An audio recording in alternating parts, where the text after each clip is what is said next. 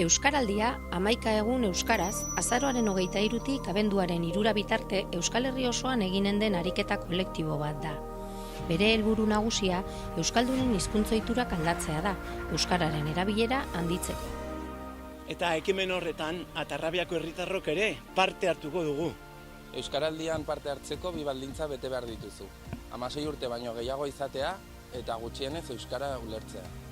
Parte hartzeko bi modu daude. Nik ahoa bizi, euskaraz egingo dut.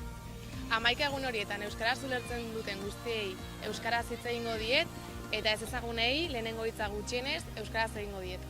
Nik belarria prest, euskara ulertzen dut mintzatu ezarren. Niri 11 egun horietan euskaraz hitz egin ulertzen dut, aunque a veces te contestaré en castellano. Hauxe da Atarrabian euskaraldira apuntatu den lehenengo taldea. Ni Mari Jose aho bizi. Ni Josetxo, belarri prest. Nik Txuma Flamarike belarri prest. Ni Maria aho bizi. Ni Matxina Obizi. Ni Txelo belarri prest. Ni Jadim ahobizi. Ni Irati aho bizi. Ni Pedri Sarasa belarri prest. Ni Julio ahobizi. Ni Gorane aho bizi izango naiz. Eta zu, zer izango zara? Aho bizi edo belarri prest. Aukeratu zure errola eta apuntatu udazkenean karrikaluzera.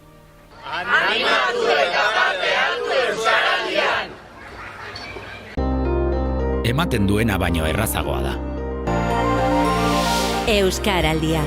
11 egun euskaraz ahal den guztietan. Batu egingo gaitu.